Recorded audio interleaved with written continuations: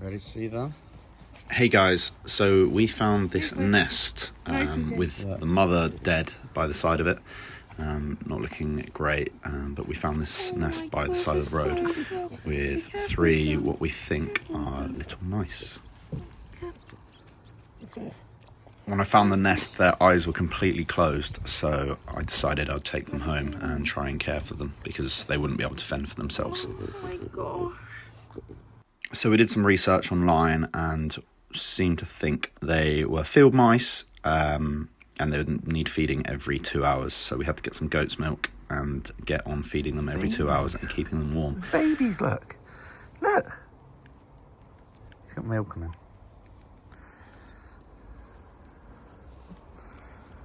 Do you want to give it to me? Come here.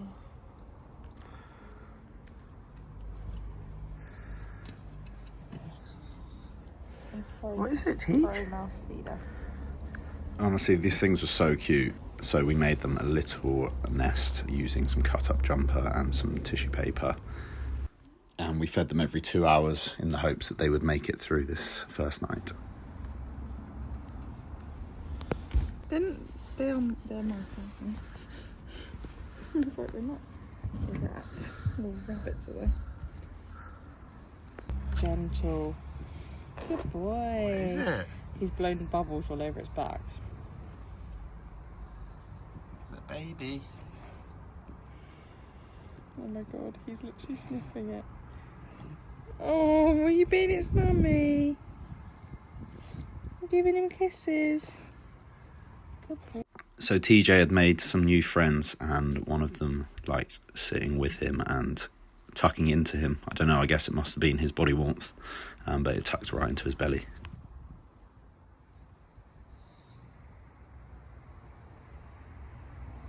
So we're feeding them goat's milk every 2 hours with a little paintbrush, and put a little hot water bottle under one of the sides of the box just to keep them warm.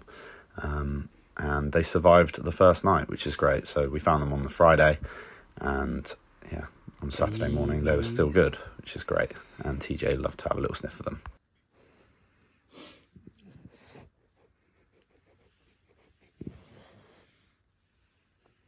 So their eyes were still closed, and honestly, these things were so tiny, like so tiny. They were like half the size of my pinky finger. Still hungry.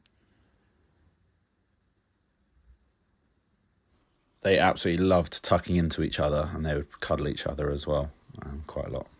But it was definitely getting exhausting having to feed them every 2 hours because they also couldn't poo, so you had to rub their tummy to help them poo too.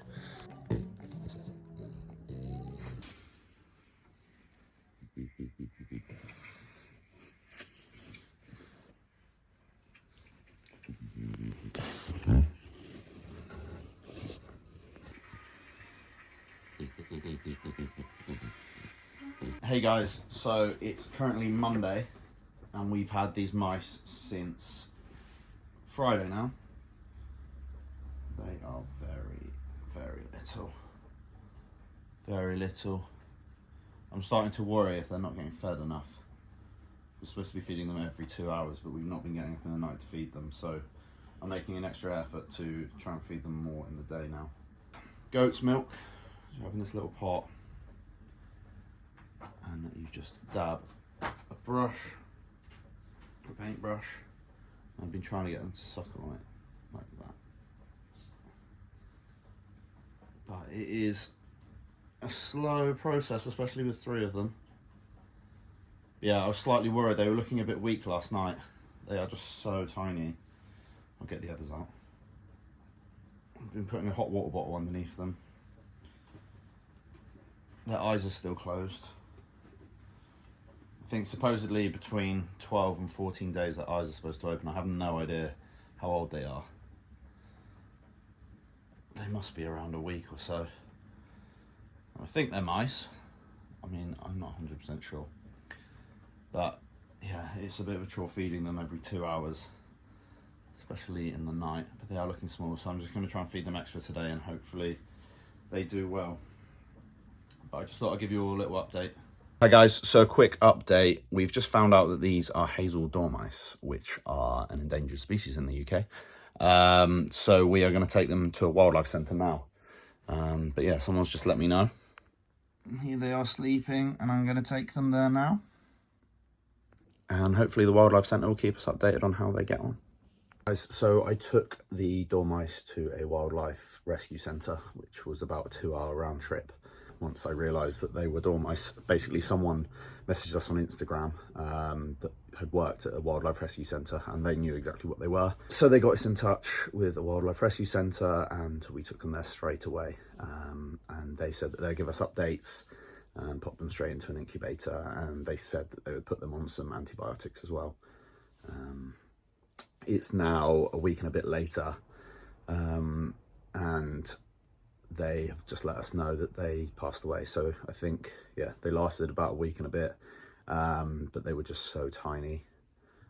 I think they were struggling, but yeah, they didn't make it. Unfortunately, not the happy ending that we wanted, and it's sad for them. We hope they'll pull through. But yeah, we've definitely learned a lot more about these Hazel Dormice. They're pretty rare in the UK, and they're nocturnal, so that's probably why they weren't moving too much.